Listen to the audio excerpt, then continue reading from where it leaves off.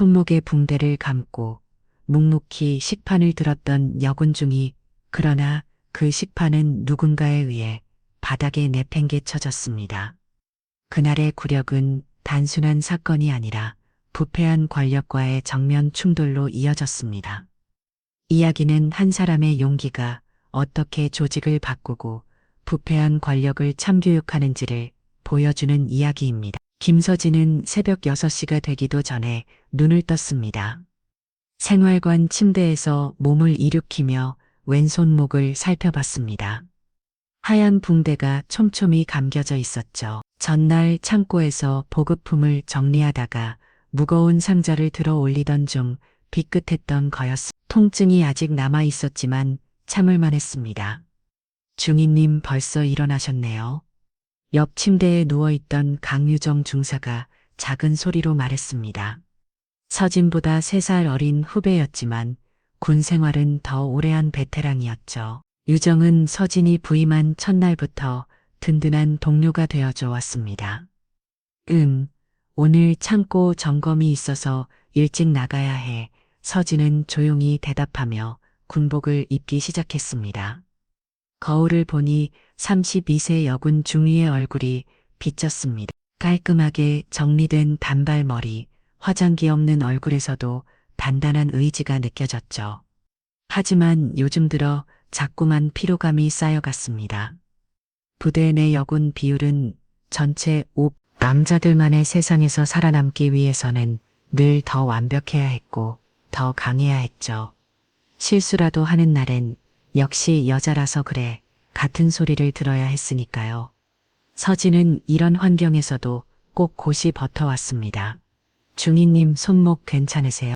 어제 상당히 아파하시던데, 유정이 걱정스럽게 물었습니다. 어제 창고에서 서진이 상자를 놓치며 신음소리를 내는 걸 본 터였거든요. 괜찮아? 이 정도는 아무것도 아니야. 군인이 이런 걸로 아프다고 하면 안 되지. 서진은 일부러 담담하게 말했습니다. 약한 모습을 보이면 안 된다는 게 이미 몸에 배어 있었죠. 하지만 실제로는 밤새 손목이 욕심거려서 잠을 제대로 이루지 못했습니다. 세면을 마치고 식당으로 향하는 복도에서 서진은 몇몇 병사들과 마주쳤습니다. 인사를 받으며 지나가는데 그들의 시선이 작고 자신의 붕대 감긴 손목으로 향하는 게 느껴졌어요. 아마 소문이 이미 퍼졌을 겁니다. 여군 중위가 업무 중 다쳤다는 얘기 말이죠. 복도를 걸으며 서진은 오늘 해야 할 일들을 머릿속으로 정리했습니다. 군수가 업무 준 생각보다 복잡했어요. 부대 내 모든 복급품과 장비를 관리하고 예산을 집행하고 각종 서류를 작성해야 했으니까요. 특히 요즘에는 몇 가지 이상한 점들이 발견되고 있었습니다. 복급품 재고가 서류상 기록과 맞지 않는 경우가 종종 있었고, 일부 고가 장비들이 설명할 수 없게 사라지는 일도 벌어지고 있었죠. 더 이상한 건 이런 문제를 지적할 때마다 상급자들이 별일 아니라며 넘어가려 한다는 점이었습니다. 서진은 이런 문제들을 꼼꼼히 기록해 두고 있었어요. 군의 식당에 들어선 자 이미 많은 병사들이 아침 식사를 하고 있었습니다. 서진은 익숙한 듯 식판을 들고 배식대로 향했습니다. 왼손목 봉대 때문에 식판을 드는 게 조금 불편했지만 내색하지 않았어요. 주변에서 자신을 보고 있다는 걸 알고 있었거든요. 국 하나 밥 하나요. 배식을 담당하던 취사병이 서진의 붕대를 보고 잠시 시선을 줬지만 아무 말도 하지 않았습니다. 서진은 평소처럼 반찬을 골라 담으며 자리를 찾았죠. 식당 한쪽 구석 창가 자리였습니다. 늘 안 떠나 있던 자리였어요. 식당 안 분위기는 평소와 별다를 게 없었습니다. 병사들의 웃음소리, 수저 부딪히는 소리, 이런저런 대화 소리들이 섞여 있었어요. 하지만 서진은 늘 느끼고 있었습니다. 자신을 바라보는 시선들이 다른 남자 장교들과는 다르다는 것을 말이죠. 어떤 시선은 호기심이었고, 어떤 시선은 의심이었고, 또 어떤 시선은 노골적인 무시였습니다. 특히 일부 고참 간부들은 여군이 군수가 같은 중요한 보직을 맡는 것에 대해 못마땅했죠. 역시 여자들은 섬세해서 장부 정리 같은 건 잘하는 것 같더라고. 며칠 전 한 대령이 던진 말이었습니다. 칭찬인 듯 했지만 서진은 그 말의 이면을 읽을 수 있었어요. 여자는 그냥 뒤에서 자문화 처리하는 게 어울린다는 뜻이었거든요. 하지만 서진은 그런 시선들을 이겨내며 여기까지 왔습니다. 밥을 먹으며 서진은 최근 발견한 이상 징후들을 다시 떠올렸습니다. 지난주에 야간 투식용 세대가 사라진 일, 그 적게는 통신장비, 재고가 맞지 않았던 일. 분명히 뭔가 조직적인 문제가 있다고 느꼈어요. 하지만 이걸 누구에게 보고해야 할지 고민이었습니다. 이런 걸 괜히 문제 삼으면 부대 분위기만 나빠진다. 직속 상관인 대령의 말이었습니다. 하지만 서진은 포기할 수 없었어요. 군인으로서의 책임감이 허락하지 않았거든요. 설령 자신이 미움받는 일이 있더라도 말입니다. 따뜻한 국물을 떠먹으며 서진은 오늘 일정을 다시 한번 점검했습니다. 오전에는 삼창고 점검, 오후에는 차량 정비 현황 확인, 저녁엔 내일 있을 감사 준비 서류를 정리해야 했어요. 손목이 아팠지만 일정을 미룰 수는 없었습니다. 이 정도 부상으로 업무에 지장을 준다면 군인 자격이 없다. 서진은 속으로 되냐며 마지막 숟가락을 입에 넣었습니다. 평범한 하루의 시작이었습니다. 하지만 서진은 아직 몰랐죠. 오늘이 자신의 군 생활을 완전히 뒤바꾼 올날이 될 거라는 것을, 그리고 지금 이 평화로운 식당이 곧 전쟁터가 될 거라는 것을 말입니다. 서진이 마지막 숟가락을 입에 넣으려던 바로 그 순간 식당 입구에서 옹성거리는 소리가 들려왔습니다. 병사들이 하나 둘씩 자리에서 일어서기 시작했어요. 서진도 고개를 돌려 입구를 바라봤습니다. 박문석 전이 식판을 들고 들어오고 있었습니다. 50대 후반의 사단장은 언제나처럼 위압적인 분위기를 풍기며 식당 안을 후채봤어요. 그의 등장과 함께 식당 안 공기가 순식간에 얼어붙었습니다. 차렷 누군가의 외침과 함께 식당 안 모든 장병들이 일제히 자리에서 벌떡 일어났습니다. 서진도 반사적으로 일어나 거수 경례를 했어요. 하지만 박문석의 시선은 이미 그녀를 향해 있었습니다.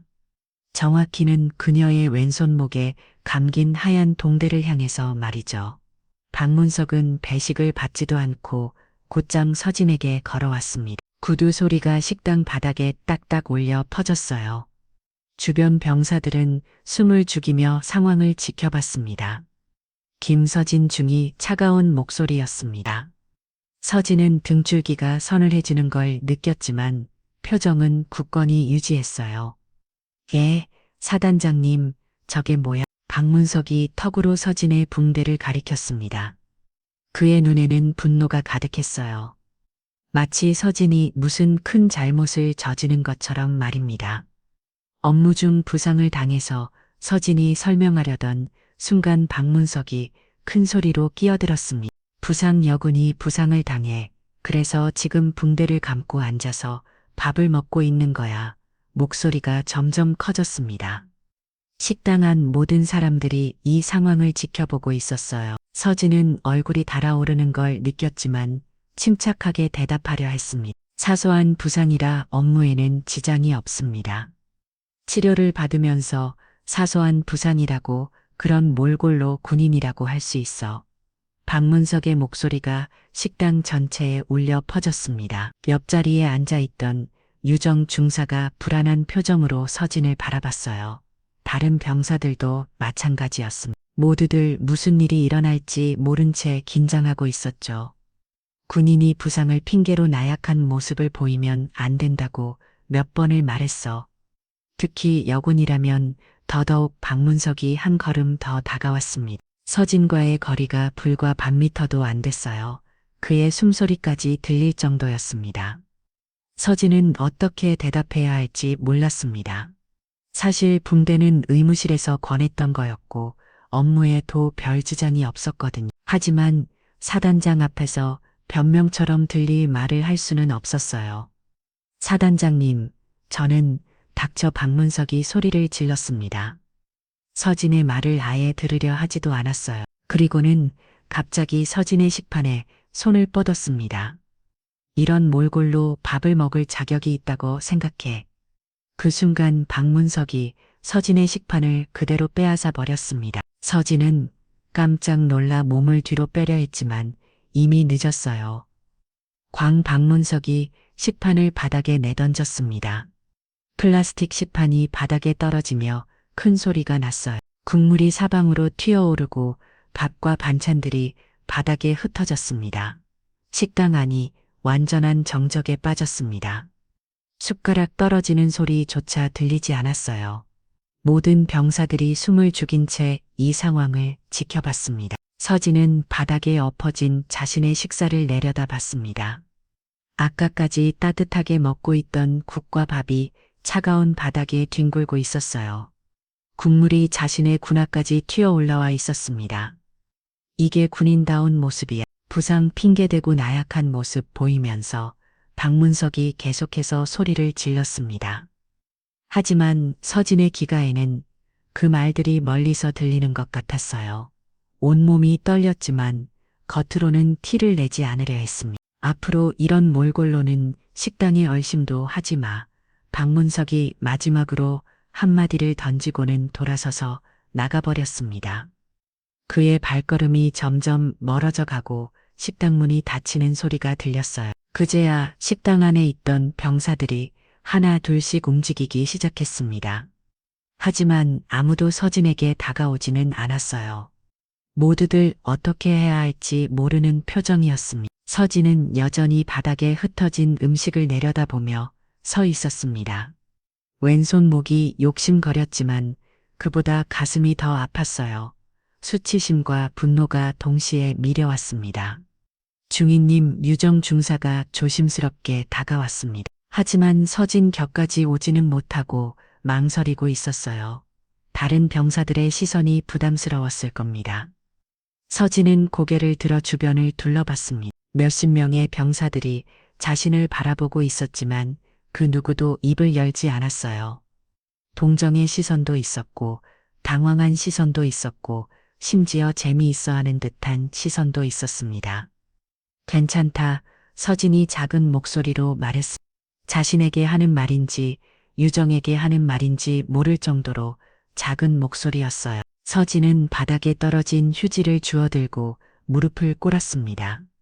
흩어진 밥알들을 하나하나 주워 담기 시작했어요. 국물로 젖은 바닥을 닦으며 마음도 함께 정리하려 했습니다. 이것이 시작이었습니다. 서진의 길고 험난한 싸움의 첫 번째 라운드가 막 끝난 거였어요. 하지만 서진은 아직 몰랐습니다. 이 사건이 단순한 모욕이 아니라 훨씬 더 큰 무언가의 시작이라는 것을 말이죠. 서진이 바닥에 음식 찌꺼기를 다 치우고 일어선 것은 한참 뒤였습니다. 식당 안 병사들은 대부분 자리를 떠났고 몇몇만이 멀찍이 서 상황을 지켜보고 있었어요. 서진의 무릎에는 국물 자국이 선명하게 남아 있었습니다. 중위님 괜찮으세요? 유정 중사가 마침내 용기를 내어 다가왔습니다. 하지만 목소리는 여전히 떨리고 있었어요. 괜찮다고 했잖아. 서진의 목소리는 평소보다 훨씬 차갑게 들렸습니다. 하지만 유정은 포기하지 않았어요. 중위님 정말 이상해요. 사단장님이 왜 갑자기 저러시는지 갑자기 서진이 유정을 쳐다봤어요. 그 순간 유정의 표정이 미묘하게 변했어요. 뭔가 말하고 싶지만 망설이는 듯한 표정이었습니다. 유정아 뭔가 알고 있는 거야. 서진이 직접적으로 물었습니다. 유정은 잠시 주위를 둘러본 뒤 서진에게 더 가까이 다가왔어요. 중위님 여기서는 안 돼요. 나중에 생활관에서 얘기해요. 그날 저녁 생활관에서 유정이 털어놓은 이야기는 서진을 충격에 빠뜨렸습니다. 중위님이 요즘 보급품 재고 조사하시잖아요. 그것 때문인 것 같아요. 무슨 소리야? 그냥 정상적인 업무 절차인데? 아니에요. 제가 들은 얘기로는 사단장님이 그 일과 연관되어 있다는 소문이 돌고 있어요. 서진은 순간 숨이 막혔습니다. 지난 몇 달간 자신이 발견한 이상한 점들이 머릿속에 스쳐 지나갔어요.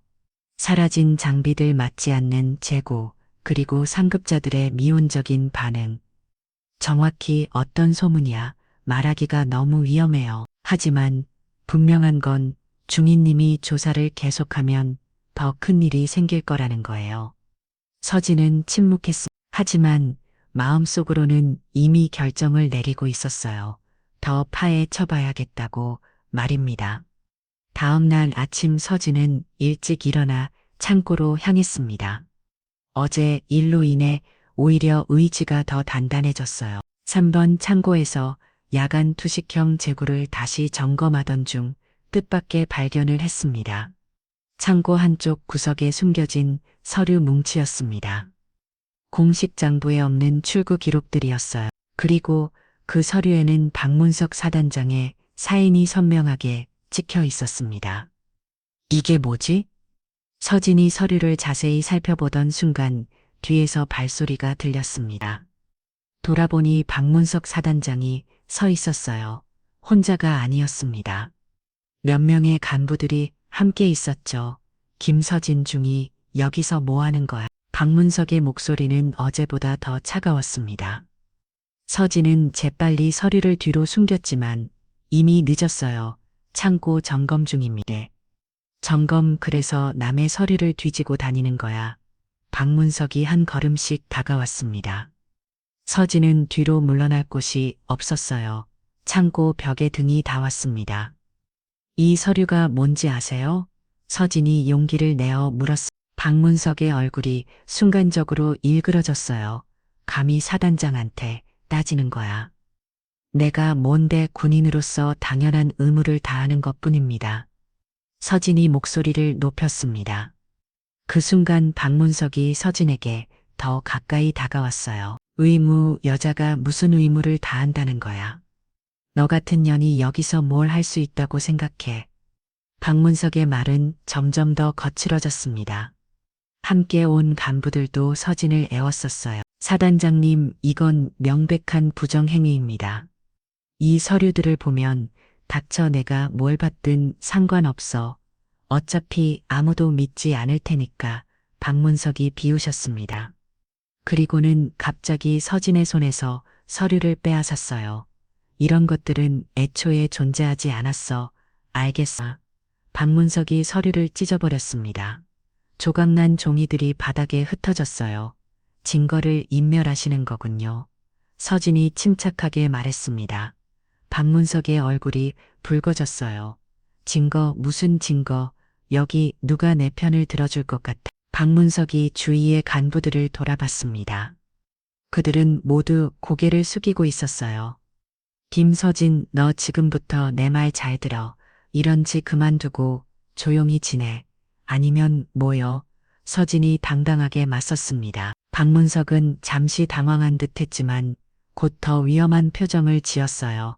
아니면 내 군 생활이 끝나는 거야. 아니, 내 인생이 끝날 수도 있고 노골적인 협박이었습니다. 하지만 서진은 굴복하지 않았어요. 협박하시는 건가요? 협박이건 충고야. 여자가 남자들 세상에서 잘못 건드리면 어떻게 되는지 몰라서 그러나 박문석의 말은 점점 더 적을 펴졌습니다. 함께 온 간부들도 불편한 표정을 짓기 시작했어요. 사단장님, 이건 너무 한소령이 조심스럽게 말하려 했지만 박문석이 그를 제재했습니다. 너도 입 다물어 인연이 우리 부대를 망치려고 하는데 가만히 있을 거야. 상황이 점점 험악해졌습니다. 서진은 창고 밖으로 나가려 했지만 간부들이 길을 막았어요. 어디 가려고 아직 얘기 안 끝났어. 박문석이 서진의 팔을 잡았습니다. 그 순간 서진의 손목 붕대가 풀어졌어요. 다시 아픈 곳을 건드린 거였습니다. 아, 서진이 작은 신음을 내뱉었습니다. 박문석이 비우셨어요. 아프지? 이런 몸으로 무슨 군인 노릇을 하려고 해. 차라리 집에 가서 애나 봐. 그 순간 서진의 눈에 눈물이 맺혔습니다. 분노의 눈물이었어요. 절대 포기하지 않을 거예요. 진실은 언젠가 드러날 테니까. 서진이 마지막으로 한마디를 던지고는 창고를 빠져나갔습니다. 뒤에서 박문석의 욕설이 들려왔지만 돌아보지 않았어요. 그날 밤 서진은 결심했습니다. 이 모든 것을 기록하고 증거를 모아서 반드시 진실을 발견했다고 말입니다. 창고에서 돌아온 서진은 곧바로 자신의 사무실로 향했습니다.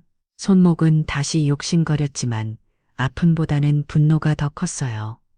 철앞 깊숙한 곳에서 작은 녹음기를 꺼냈습니다. 앞으로는 모든 대화를 녹음해 두기로 마음먹었거든요.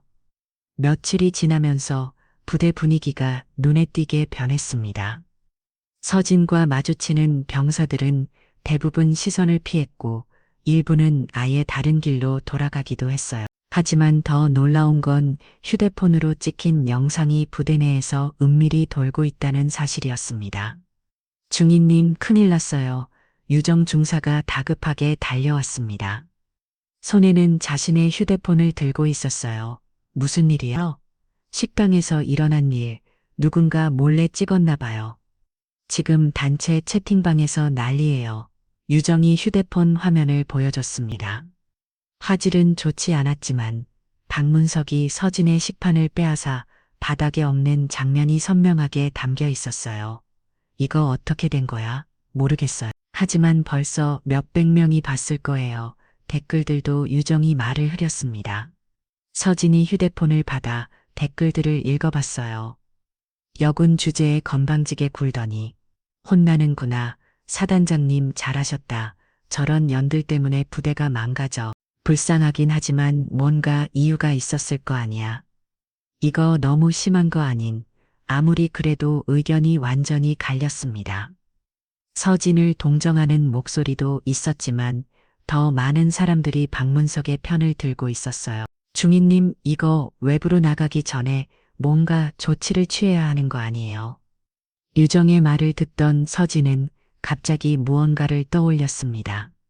이 영상이 오히려 기회가 될 수도 있겠다는 생각이 들었어요. 유정아 군 감사실에 어떻게 연락하는지 알아.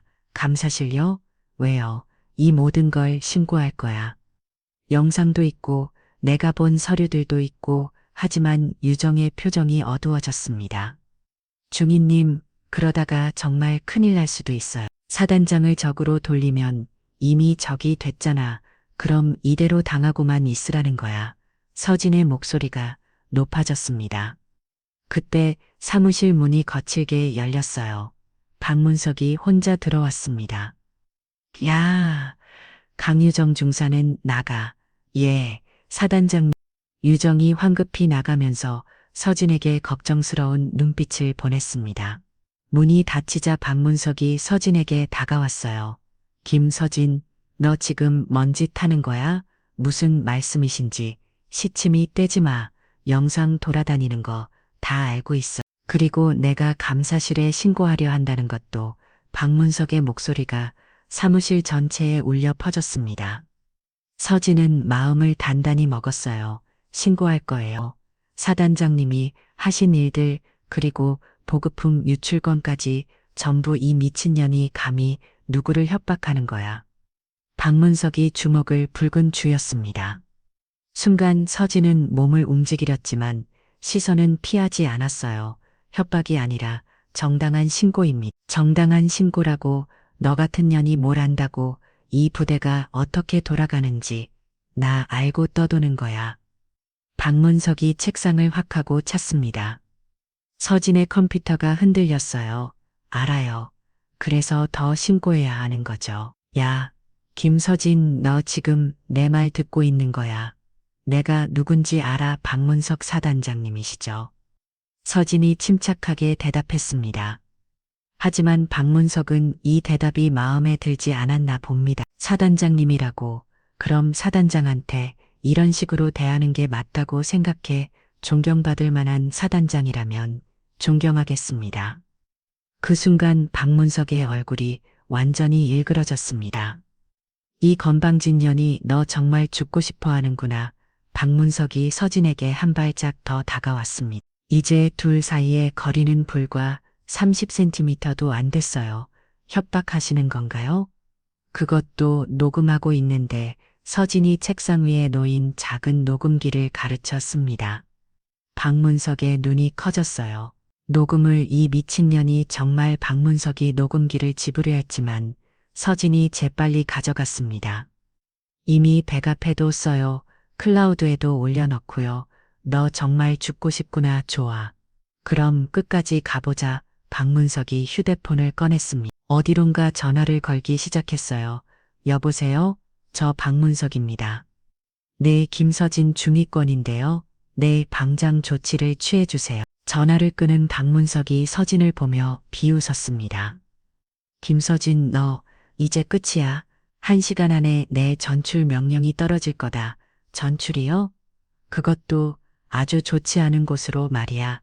변방 부대 중에서도 가장 험한 곳. 서진은 순간 어지러움을 느꼈습니다. 하지만 군복할 수는 없었어요. 그래도 신고는 할 거예요. 신고 누가 내 말을 믿을 것 같아. 상부에는 이미 내 사람들이 있어. 내가 아무리 떠들어봐야 소용없다. 박문석이 문 쪽으로 걸어가면서 마지막으로 한마디 더 던졌습니다. 아, 그리고 강유정 중사도 내일부터 다른 부대로 전출이야. 너랑 엮이지 말라고 했는데 말을 안 듣더라고. 유정이는 왜요? 아무 잘못도 없는데 내가 끌어들인 거잖아. 동료까지 망치고 싶었으면 성공한 거네. 문이 확 하고 닫혔습니다. 서진은 혼자 남겨진 사무실에서 무릎이 꺾이는 걸 느꼈어요. 하지만 눈물은 참았습니다. 1시간 뒤 정말로 전출 명령서가 도착했습니다. 강원도 최전방 부대였어요. 그리고 유정의 전출 명령서도 함께 왔습니다. 그날 밤 유정이 서진을 찾아왔습니다. 눈이 빨갛게 부어 있었어요. 중위님 미안해요. 저 때문에 이런 일이 아니야. 내 잘못이야. 너를 끌어들이지 말았어야 했는데 그래도 후회 안 해요. 중위님이 옳은 일을 하고 계신 거니까. 두 사람은 한동안 말 없이 앉아 있었습니다. 서진은 마음속으로 다짐했어요. 설령 변방으로 쫓겨나더라도 반드시 진실을 발견했다고 말입니다. 전출 명령서를 받은 지 4월이 지났습니다. 서진은 마지막 희망을 걸고 군 감사실에 정식 신고서를 제출. 박문석의 부정행위와 자신이 당한 모욕 그리고 수집한 모든 증거들을 첨부해서 말입니다. 하지만 응답은 차가웠습니다. 김서진 중위님 신고건은 검토 후 연락드리겠습니다. 감사실 담당자의 말은 형식적이었어요. 마치 이미 결과가 정해진 듯한 톤이었습니다. 그날 오후 서진은 마지막으로 창고 정리를 하고 있었습니다. 내일이면 강원도로 떠나야 했거든. 혼자서 상자들을 옮기다가 다시 손목이 아팠지만 참았습니다. 이제 아무도 도와주는 사람이 없었으니까요. 중위님 유정이 헐레벌떡 뛰어왔습니다. 얼굴이 창백했어요. 왜 그래? 무슨 일이야? 감사실에서 연락 왔어요. 조사 중단한다고 서진의 손에서 상자가 떨어질 뻔했습니다. 뭐라고 중단이라는 상부 지시래요. 더 이상 조사할 필요가 없다고 서진은 어지러움을 느꼈습니다. 마지막 희망마저 무너지는 순간이었어요. 이유는 뭐라고 했어? 증거 불충분이라고. 그리고 신고자의 신빙성에 문제가 있다고. 신빙성의 문제. 서진의 목소리가 떨렸습니다. 자신이 거짓말을 한다는 뜻이었거든요. 미안해요. 중인 제가 더 도와드리지 못해서. 유정이 울먹이기 시작했습니다. 서진은 허탈한 웃음을 지었어요. 아니야 유정아, 원래 이런 세상이야. 내가 너무 순진했던 거지. 그때 창고 밖에서 발소리가 들려왔어. 여러 명이 함께 오고 있는 것 같았어요. 서진과 유정이 입구를 바라보니 박문석이 몇 명의 간부들과 함께 들어오고 있었습니다. 김서진 중위 짐 다 썼어. 박문석의 목소리에는 승리의 여유가 묻어 있었습니다. 거의 다 했습니다.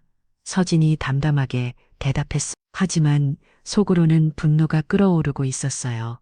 그러던 그런데 감사실에서 연락 왔지. 어땠어? 박문석이 비웃으며 물었습니다. 마치 이미 결과를 알고 있다는 듯한 표정이었어요. 들으셨겠지만 조사 중단됐습니다. 그럼 그렇지.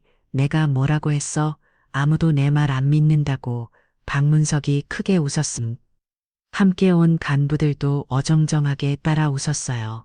하지만 진실은 변하지 않습니다. 서진이 조용히 말했습니다. 박문석의 웃음이 멈췄어요.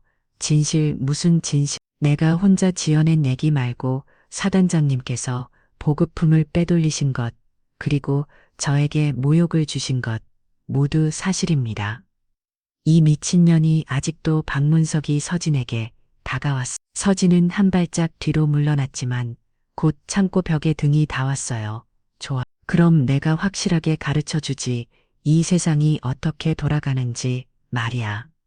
박문석이 휴대폰을 꺼내 또 다른 전화를 걸었습니다. 여보세요? 김서진 중위권인데요. 네, 정신적 문제가 있는 것 같습니다. 피해 망상증 같은, 네, 그렇게 처리해 주세요. 서진은 소름이 돋았습니다. 자신을 정신병자로 몰아가려는 거였어요. 그렇게까지 하실 거예요? 그렇게까지 아직 시작도 안 했어. 김서진, 너 앞으로 어떻게 될지 알아? 박문석이 서진의 귀에 속삭였습니다. 강원도 가서도 편하게 지낼 생각하지 마.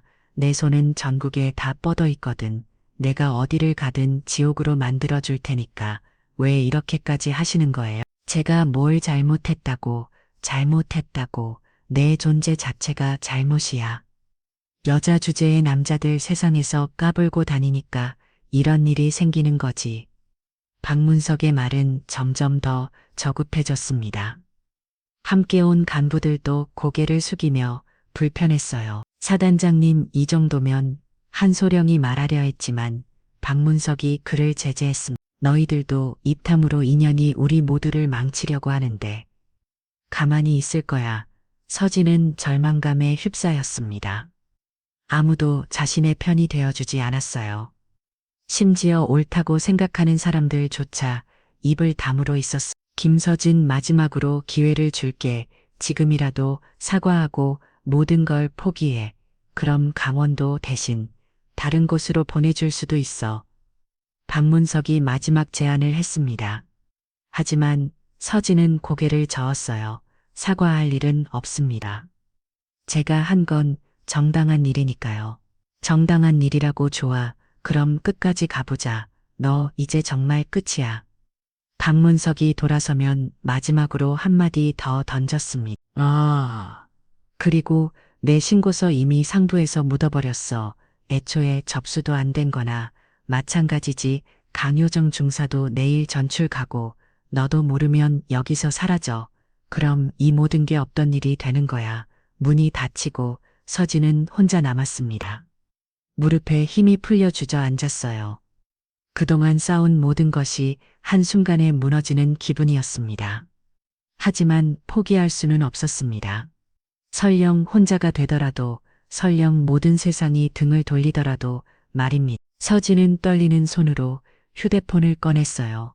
마지막 카드가 하나 남아 있었습니다. 서진은 떨리는 손으로 휴대폰 화면을 바라봤습니다. 통화 목록에서 한 번도 걸어본 적 없는 번호를 찾았어요.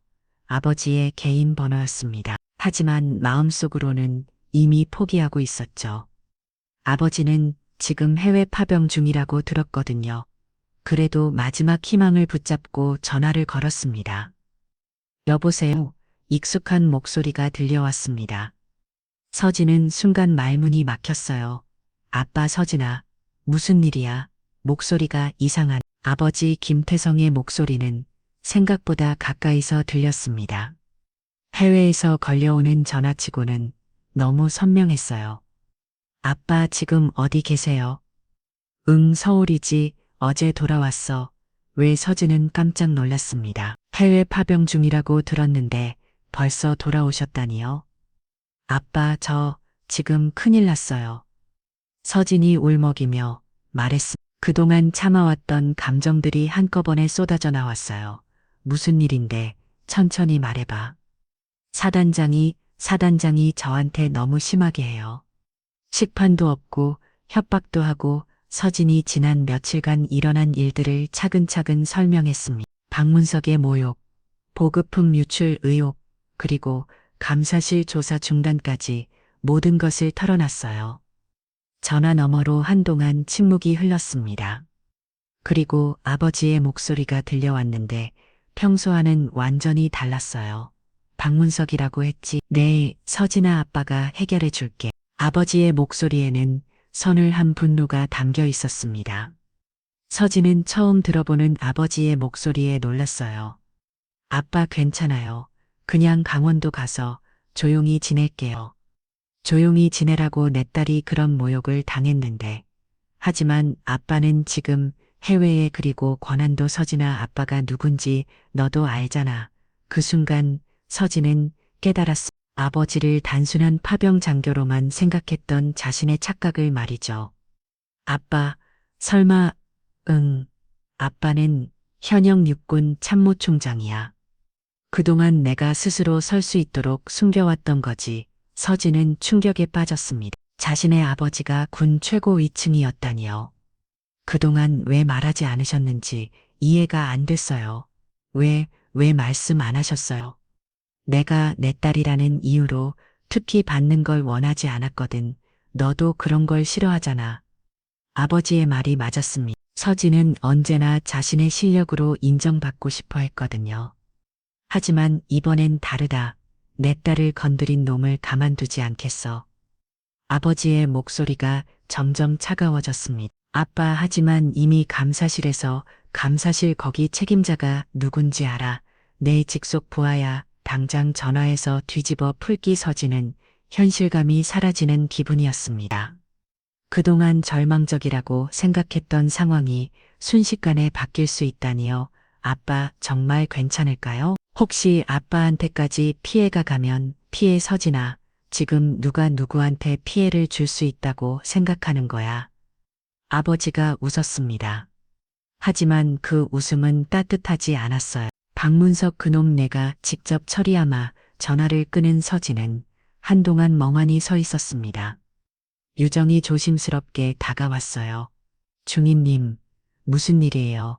아버님이 뭐라고? 서진은 유정에게 모든 것을 설명했습니다. 유정의 눈이 점점 커졌어요. 정말요? 참모총장님이 아버님이세요? 등 나도 방금 알았어. 그럼 이제 모든 게 해결되는 거네요. 유정이 기뻐했지만 서진의 마음은 복잡했어. 결국 아버지의 힘을 빌려야 하는 상황이 된 거였거든요. 1시간 뒤 서진의 휴대폰이 울렸습니다. 서진아 아빠야. 내 아빠. 감사실에서 재조사 시작한다고 연락 왔지? 이번에는 군사경찰까지 투입될 거야. 정말로 감사실에서 연락이 와 있었습니다. 아까와는 완전히 다른 톤이었어요. 그리고 서진아 너 강원도 전출 취소됐어. 유정 중사도 마찬가지고. 정말요? 서진은 믿기지 않았습니다. 몇 시간 만에 모든 상황이 뒤바뀐 거였어요. 그리고 내일 아빠가 직접 그 부대로 갈 거야. 박문석 그놈 얼굴을 직접 보고 싶어서. 아버지의 목소리에는 살기가 돌고 있었습니다. 아빠 너무 과하게 하지는 마세요. 과하게. 서진아 아빠는 지금 화가 머리 꼭대기까지 났어. 내 딸이 그런 모욕을 당했는데 가만히 있을 것 같아. 서진은 처음으로 안도감을 느꼈습니다. 하지만 동시에 걱정도 됐어요. 아버지가 너무 감정적으로 행동할까 봐서 말이. 그날 밤 박문석은 급하게 여러 사람들에게 전화를 걸고 있었습니다. 하지만 모든 사람들이 전화를 받지 않거나 차갑게 반응했어요. 상황이 바뀐 걸 이미 눈치챈 거였습니다. 이런 젠장. 김태성이 참모총장이었다고 박문석이 혼자 말을 중얼거렸습니다. 지금까지 자신이 얼마나 큰 실수를 저질렀는지 깨닫게 시작한 거였어요. 서진은 생활관에서 유정과 함께 앉아 있었습니다. 두 사람 모두 믿기지 않는다는 표정이었어요. 중임님, 정말 대단해요. 참모총장님이 아버님이 싫어하니 나도 몰랐어. 아빠가 그냥 일반 장교인 줄 알았는데. 그럼 이제 사단장이 벌벌 떨겠네요. 유정이 통쾌했습니다. 하지만 서진은 여전히 마음이 무거웠어요. 유정아 결국 내 힘으로 해결한 게 아니잖아. 그래도 중인님이 끝까지 포기하지 않으셨으니까 이런 기회가 온 거예요. 서진은 유정의 말을 듣고 있었지만 마음 한구석은 여전히 허전했습니다. 하지만 이제는 돌이킬 수 없었어요. 내일이면 모든 것이 밝혀질 테니까요. 박문석은 그날 밤 한 잔도 자진 못했습니다. 참모 총장의 딸을 건드린 자신의 어리석음을 후회하며 말입니다. 하지만 이미 늦었어요. 복수의 칼날은 이미 그의 목을 향해 날아오고 있었으니까요. 다음 날 오전 10시 부대 전체가 비상사태에 빠졌습니다. 참모 총장 김태성 대장이 예고 없이 부대를 방문한다는 소식이 전해진 거였어요. 박문석은 사단장실에서 식은땀을 흘리며 왔다 갔다 하고 있었습니다. 젠장 어떻게 하지 박문석이 혼자 말을 중얼거렸습니다. 어제까지만 해도 자신만만했던 모습은 온데간데 없었어요. 사단장님 일단 평정심을 유지하시고 참모장이 조심스럽게 말했지만 박문석은 들으려 하지 않았습니다. 평정심, 내가 지금 평정심을 유지할 수 있을 것 같아. 참모 총장이 온다고 그때 부대 입구에서 경적 소리가 들려왔습니다. 검은색 승용차 2대가 부대 안으로 들어오고 있었어요. 서진은 창문 너머로 그 모습을 지켜봤습니다. 첫 번째 차에서 김태성 대장이 내렸습니다. 50대 중반의 단단한 체격 카리스만 넘치는 외모. 서진은 오랜만에 보는 아버지의 모습에 가슴이 뛰었어요. 하지만 아버지의 표정은 평소와 달랐습니다. 차가운 분노가 서려했었죠. 차력 부대 내 모든 간부들이 일제히 거수 경례를 했습니다. 김태성은 인사를 받으며 곧장 사단장실로 향했어요. 사단장실 문이 열렸습니다. 박문석이 부들부들 떨며 거수 경례를 했어요. 박문석 좀 수고하고 있습니다. 김태성은 인사를 받지도 않고 그냥 들어왔습니다. 뒤따라 온 참모들과 군사경찰들도 함께 들어왔어요. 김태성의 한마디에 박문석이 의자에 털썩 주저앉았습니다. 다리가 떨리고 있었어요. 대학사단장 내 딸한테 무슨 짓을 한 거야? 김태성이 바로 본론으로 들어갔습니다. 박문석의 얼굴이 하얗게 질렸어요. 참모총장님 그게 오해가 있으신 것 같습니다. 오해 영상 다 봤는데 김태성이 휴대폰을 꺼내 영상을 재생했습니다. 박문석이 서진의 식판을 엎는 장면이 선명하게 나왔어요. 이게 오해야 그건 군기 확립 차원에서 군기 확립이라고 부상당한 부하의 식판을 엎는 게 군기 확립이야. 김태성의 목소리가 점점 높아졌습니다. 박문석은 식은땀을 뻘뻘 흘리며 변명을 늘어놓았어요. 참모 총장님, 사실은 김서진 중위가 부대 기관을 해치고 닥쳐 김태성이 큰 소리로 외쳤습니다. 사단장실 전체가 떨리는 것 같았어요. 내 딸이 어떤 애인지 내가 모를 것 같아 얼마나 성실하고 바른지 말이야. 하지만 보급품 문제를 자꾸 제기해서 보급품 문제 김태성의 눈이 번뜩였습니다. 그리고 군사경찰에게 신호를 보냈어요. 조사관 보고서 읽어봐. 군사경찰 조사관이 두꺼운 파일을 열었습니다. 박문석 중장께서 지난 2년간 부대 보급품을 외부로 빼돌린 정황이 명확히 드러났습니다.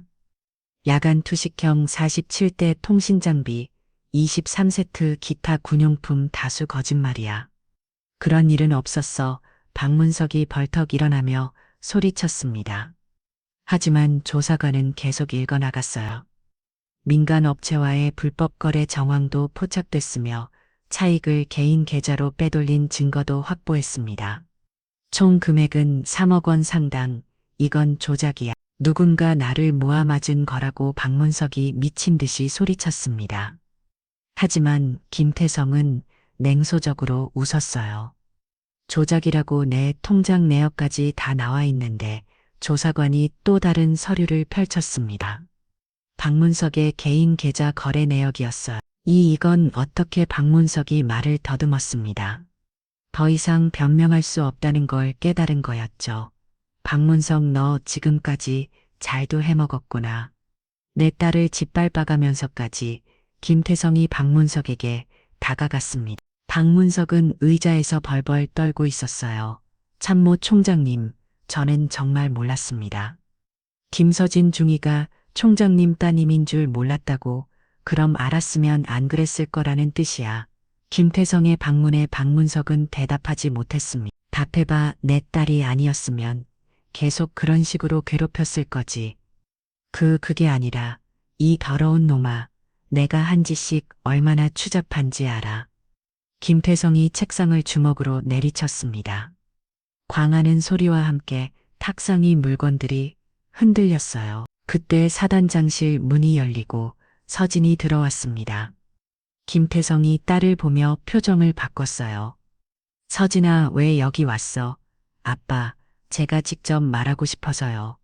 서진이 박문석을 똑바로 바라봤습니다. 박문석은 서진의 시선을 마주치지 못하고 고개를 돌렸어요. 박문석 사단장님, 서진의 목소리는 침착했습니다. 당신이 엎은 건 제 식판이 아니었어요. 이 부대의 명이었습니다. 박문석은 고개를 들지 못했습니다. 서진이 계속 말했어요. 그리고 당신이 훔친 건 보급품이 아니었어요. 이 부대 모든 장병들의 신뢰였습니다. 서진아, 김태성이 딸을 자랑스럽게 바라봤습니다. 서진은 마지막으로 한마디 더 했어요. 저는 여군이어서 당한 게 아니에요. 당신 같은 사람 때문에 당한 거죠. 그 순간 군사경찰이 들어와 박문석에게 수갑을 채우기 시작했습니다. 박문석 중장 군수품 횡령 및 배임 혐의로 체포합니다. 안 돼, 이건 말이 안 돼. 박문석이 밟아 둥쳤지만 소용없었습니다. 수갑이 찰칵하는 소리와 함께 채워졌어요. 참모 총장님, 저에게 한 번만 기회 내. 딸한테 기회를 줬어. 김태성이 차갑게 말했습니다. 좋은 꼴 보기 싫으니까 빨리 끌고 나가. 박문석이 끌려나가면서 서진을 때려봤습니다. 김서진, 너 이렇게 해서 뭐가 좋아? 아빠 100으로 이긴 거 자랑스러워? 서진은 대답하지 않았습니다. 그냥 조용히 박문석이 끌려나가는 모습을 지켜봤어요. 사단장실이 조용해지자 김태성이 딸에게 다가왔습니다. 서진아, 고생 많았어. 아빠 고마워요. 서진이 마침내 아버지 품에 안겼습니다. 그동안 참아왔던 눈물이 터져나왔어요. 김태성은 딸의 등을 토닥이며 속삭였습니다. 이제 괜찮아. 아빠가 모든 걸 해결할게. 박문석이 체포된 지 한 달이 지났습니다. 군 법정에서 열린 재판은 전군의 관심을 끌었어요. 언론에서도 연일 이프 사건을 다뤘습니다. 결국 박문석은 징역 5년을 선고받았고 군에서 불명예 제대 처분을 받았죠. 서진은 다시 군의 식당에 앉아 있었습니다. 하지만 이번에는 혼자가 아니었어요. 유정 중사가 옆자리에 앉아 있었고 다른 여군들도 함께 왔습니다. 분위기가 예전과는 완전히 달랐어요. 중위님 정말 대단해요. 그 무서운 박문석을 쓰러뜨리다니. 새로 부임한 여중사 이유미가 감탄하며 말했습니다. 서진은 스누숨을 지었어요. 내가 쓰러뜨린 게 아니야. 아버지가 해결해 주신 거지. 그래도 중위님이 끝까지 포기하지 않으셨으니까 가능했던 거잖아요. 유정이 서진을 바라보며 말했습니다. 하지만 서진의 마음은 여전히 복잡했어요. 식당 입구에서 욱성거리는 소리가 들려왔습니다. 새로 부임한 최연수장이 들어오고 있었어요. 40대 초반의 젊은 사단장이었습니다. 편하게 식사하십시오. 최연수가 크게 외쳤습니다. 병사들이 일어나려 하자 손짓으로 제재했어요. 예전 박문석과는 완전히 다른 모습이었습니다. 최연수는 배식을 받은 뒤 서진의 테이블 근처로 왔습니다. 김서진 중위님이시죠? 예, 사단장님. 서진이 일어나려 하자 최연수가 손으로 제재했습니다. 앉아서 드세요. 저도 같이 앉아도 될까요? 서진은 놀랐습니다. 사단장이 중위와 같은 테이블에 앉겠다는 거였어요. 물론입니다. 최연수가 서진 맞은편에 앉았습니다. 주변 병사들이 신기한 듯 바라봤어요. 중위님께서 이 부대를 구해주셨다고 들었습니다. 아닙니다. 저는 그냥 안위의 용기 있는 일을 하셨어요. 쉽지 않았을 텐데 최연수의 말에 서진은 가슴이 뭉클했습니다. 인정받는다는 느낌이었어요. 앞으로 이 부대는 달라질 겁니다. 성별에 관계없이 실력으로만 평가받는 곳으로 만들 거예요. 식당 안 분위기가 밝아졌습니다. 특히 여군들의 표정이 환해졌어요. 식사를 마친 후 서진은 새로운 업무를 시작했습니다. 군수과장으로 승진 발령을 받은 거였어요. 이제는 소령이었습니다. 축하해요. 소령님, 유정이 기뻐하며 인사했습니다. 하지만 서진은 여전히 부담스러워했어요. 이것도 아버지 덕분인 것 같아서 아니에요, 중인님. 아니, 소령님 실력이에요. 이번 사건으로 상부에서 인정받으신 거예요. 그날 오후 서진에게 의외의 방문자가 찾아왔습니다. 예전에 박문석과 함께 다녔던 간부들 중 하나인 정민호 소령이었어요. 서진 소령님 시간 좀 내주실 수 있을까요? 정민호는 어색한 표정을 지으며 말했습니다. 서진은 사무실로 글을 안 낼 수 있어요. 무슨 일이시죠? 사실 사과들 이뤄왔습니다. 정민호가 고개를 숙였습니다. 그때 박문석이 소령님께 저지른 일들 저도 같이 있었는데 말리지 못해서 죄송합니다. 서진은 그의 진심이 느껴졌습니다. 그때는 어쩔 수 없었을 거예요. 저도 이해해요. 아닙니다. 옳지 않은 일인 줄 알면서도 눈 감았으니까요. 앞으로는 다를 거예요. 정민호의 사과를 받으며 서진은 변화를 실감했습니다. 부대 전체가 달라지고 있었어요. 저녁 무렵 서진은 다시 군의 식당을 찾았습니다. 이번에는 새로운 마음으로요. 식판을 들고 배식대로 향하는데 취사병이 반갑게 인사했습니다. 소령님, 오늘은 뭘 넣을까요? 국 하나, 밥 하나요. 반찬도 골고루 주세요. 배식을 받고 자리에 앉는데 여러 병사들이 인사를 건넸습니다. 예전과는 완전히 다른 분위기였어요. 소령님, 저희도 같이 앉아도 될까요? 몇 명의 여군들이 다가왔습니다. 서진은 반갑게 자리를 내어줬어요. 물론이죠. 함께 앉아 식사를 하면서 여군들이 자신들의 고민을 털어놓기 시작했습니다. 소령님 덕분에 이제는 눈치 안 보고 일할 수 있게 됐어요. 맞아요. 예전에는 무슨 말을 해도 여자 주제이라는 소리 만들었는데 서진은 그들의 말을 들으며 뿌듯함을 느꼈습니다. 자신의 희생이 헛되지 않았다는 생각이 들었어요. 하지만 아직 갈 길이 멀어요. 우리가 계속 노력해야 진짜 변화가 올 거예요. 서진이 진지하게 말했습니다. 여군들이 고개를 끄덕였어요. 유정이 서진 옆에 앉으며 속삭였습니다. 소령님 참모총장님께서 다음 주에 또 오신다고 들었어요. 그래, 뭐 때문에 부대시설 점검이랑 소령님 만나러 오신다고 하던데요. 서진은 아버지가 걱정되어서 자주 오시는 걸 알고 있었습니다. 하지만 이제는 부담스럽지 않았어요. 식사를 마치고 서진은 식당 창밖을 바라봤습니다. 늦가을 햇살이 부드럽게 내려앉고 있었어요. 몇 달 전만 해도 이 식당은 자신에게 고통의 공간이었습니다. 하지만 이제는 달랐어요. 소령님 뭘 그렇게 보고 계세요? 유정이 물었습니다. 그냥 많은 게 변했다는 생각이 들어서 정말 많이 변했죠. 무엇보다 소령님이 가장 많이 변하신 것 같아요. 나도 예전에는 혼자서 모든 걸 짊어지려고 하셨잖아요. 지금은 우리와 함께 하시고 서진은 유정의 말이 맞다고 생각했습니다. 혼자서는 할 수 없는 일들이 많다는 걸 깨달았거든요. 유정아. 고마워. 그때 내가 옆에 있어줘서 저야말로 고마워요. 소령님 덕분에 용기를 배웠거든요. 두 사람은 서로를 바라보며 웃었습니다. 진심 어린 웃음이었어요. 식당을 나서며 서진은 다시 한번 주위를 둘러봤습니다. 병사들이 자연스럽게 대화하고 웃고 식사하는 모습. 이제 이곳은 정말로 모든 군인들을 위한 공간이 되었어요. 이제는 정말 괜찮겠네요. 서진이 혼자 말로 중얼거렸습니다. 뭐가요? 유정이 물었습니다. 이 부대 말이야. 이제는 우리가 지킨 거니까. 서진의 목소리에는 자신감이 넘쳤습니다. 더 이상 두렵거나 위축되지 않았어요. 자신이 옳을 일을 했다는 확신이 있었거든요. 복도를 걸으며 서진은 새로운 계획들을 세우기 시작했습니다. 이 부대를 정말로 모든 군인들이 자랑스러워할 수 있는 곳으로 만들어야겠다고 다짐했어요. 창밖으로 보이는 늦가을 풍경이 아름다웠습니다. 떨어지는 낙엽들도 차가운 바람도 더 이상 쓸쓸하지 않았어요.